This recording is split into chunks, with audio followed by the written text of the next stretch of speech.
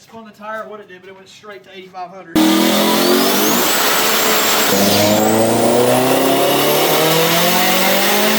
Put it in the comments.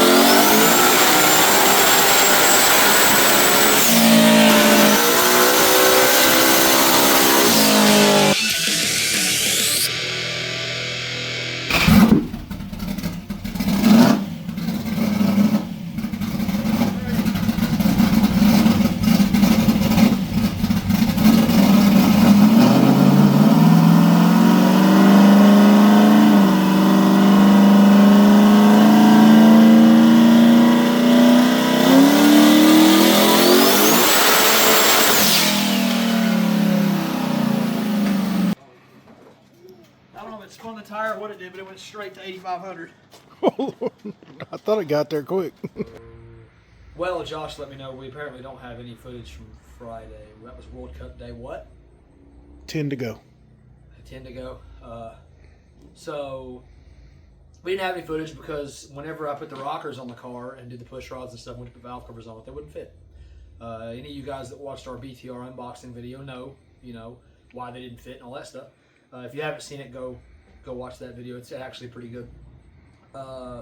So we're gonna mix a couple of days. We're gonna mix Friday and Saturday. I'm so lost on what day it is. I don't know. I don't know what's going on anymore. I'm just doing stuff. So yeah, we're just gonna mix those days together. We didn't just not do anything. I was not sitting on the couch eating potato chips off my chest, because I don't eat potato chips really anyway. I was here working on the car, working on customers' cars. Josh ended up driving all the way to Lawrenceburg to meet a customer that picked up the valve covers for us. Peter Ledecker, I think that's how you say his name. I don't know if he watches our channel or not, but he better. That way he can fix how I pronounce his last name. Ledecker. I think it's some sort of a German. He's a short little ugly fella too, like me, so works out. Anyway, he hooked me up with his discount, so we got a good price on him. Chris Simpson went and got them for us. We got the valve covers in the car, got the car on the dyno. You guys will see the videos. Either you've already seen one and you'll see more coming up, but it looks like we were at least semi-successful in what we were trying to do. So yeah, we're missing a whole day. That's why we're missing the day. I was here working. I am borderline retarded, and in some cultures considered completely retarded. So I did not film anything. Josh was in a car somewhere, and he's far too ugly to be filming his own face. And so there we are. Actually, I was here. Me and an old lady and a wild Phil Smith unloaded a methanol drum with a couple of tires, bounced it. I was going to film that, and then everything fell together at the wrong time, and I did not film any of that. So, yeah, not exciting. Not going to post it for you guys because we should reenact it. Take an empty drum and just drop it. You're like, yes, this was a full drum. Smack! So, that was it. That was our whole Friday. And so Saturday was exciting. Friday's not. It's Sunday now. We might even mix today in two. We'll mix today in two. We'll give you 3 days in one, guys. You get a 3 for 1. Today, my kid with the gay faux hawk is giving me food. I'm gonna drop my fork. My wife is amazing. I love you, handsome. Have a great day. Love, wife. Number 3. Look at this. She wrote wife number 3. I was really hoping it wasn't some sort of dirty sexual writing. You didn't hear that. Huh? Anyway. I'm going to eat my breakfast at 2:41 p.m. And then we're going to go over the race car. I will probably comment later on what our gearing choices are, and you guys can tell me how wrong I am. Yeah, so that's it. Anyway, continue watching. So get him away. I'm looking. Oh my gosh, you got that baby around that race car. Put it in the comments. Oh God! I ain't even ready comments yet. I need to go through and read comments. I taught Josh not to. People say stuff. Oh yeah, there are people going to. Ask me what kind of RPM made that time. What? 8,800, almost 8,900. It's never went that far. So, 1 second. Solid 1. Let's get the log off of it. Let me see what RPM got up there fast though. Yeah, it literally just went up there and hung. Like, that's by far the hardest it's ever went like that. So. Sounded good. I know that. She was just singing. Well, the problem is I can't tell what it's doing now. Yeah. So I got to turn the car way down, which is fine. I mean, air fuel. I mean, it did exactly what it was supposed to do. I mean, how do we turn it down? I've never had it that high, so like it was adding 5% fuel up top just cause. It's like legitimately the first lick at World Cup. We'll have to chill. Yeah.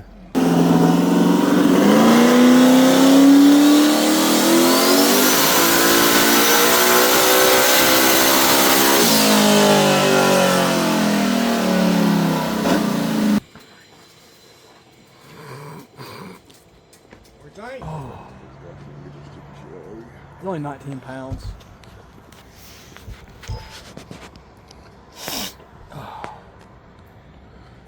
I didn't rev it that far just because I am a chicken. I just wanted to make sure everything was at least reasonable. Yeah, pretty flat. 19 and then fell to 16. What do you think, May? I don't know, 900. 859. Okay, that's about right. For what it is, that's about where it's always been. So, and I'm not being super mean to it. So.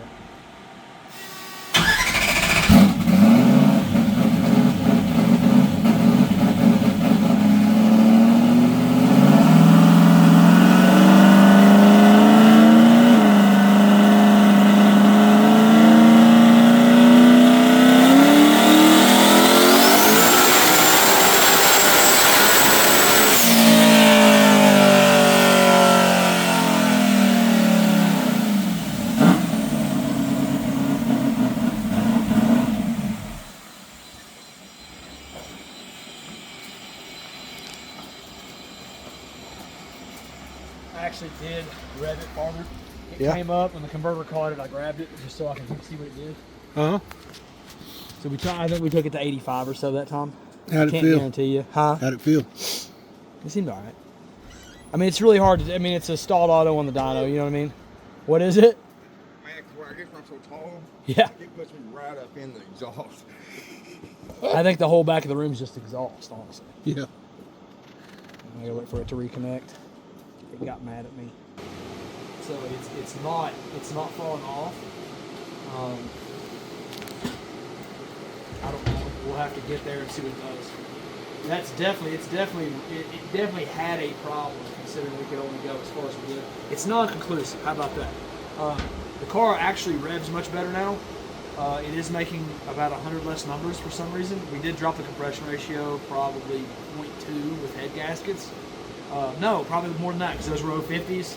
So we're from 050 to 070, and now we have 125 more stuff on a 04, 030 blocks. And there's extra space in there, so we're probably talking about like half a point of compression, maybe.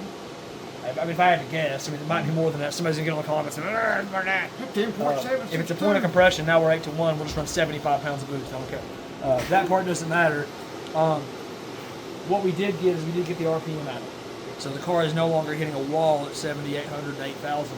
It revved that time to 8,700. It's an automatic car. It's really hard to see the power band. So I don't know. I mean, it definitely looks way better than it did before. It does not look like the 427 had a 730 lift cam in it though. So like having it rev out's not a big deal. Yeah. Hard to tell. This cam should rev. We're going to take it to World Cup. So basically what we did is we took the hydraulic lifters out of the equation so they can no longer cause turbulence. We have a stiffer valve spring by quite a bit, by almost 100 pounds. Or depending on how you have your setup on the same springs, they have 100 pounds more now on open or on closed. So we took that out of the equation. I can now adjust my valves without having to pull the push rods out, replace push rods. All that stuff seems like a win. It's made several pulls. The first one was to 9,000. The second when I let out at 82, and the third one we made to 87. It seemed really happy. So I got fueling lined out. We've got a tube we can stick in the car and go, hopefully go testing and go straight down and go, somewhere 450, 440 first lap in the eighth and let out. Or try to run it to 1,000 feet and see how the data looks. And I don't plan to run a full quarter-mile pass Wednesday at World Cup anyway. So, yeah. Aaron, make sure that fan's not touching the header. I would call it a victory because I don't have to worry. It is hard to look at the dyno sheet and be like, "Ooh, it's not making the power I want." But when I tried to turn it up it wants to spin, and it wants to spin there, and we sat Fat Boy on it, and it still wants to spin. So I'm assuming now that means the car's making more jam. The fueling use is still not super high. I don't know. I mean, it's revving out now, so that's cool. I could have never revved it that far before. It actually sat there.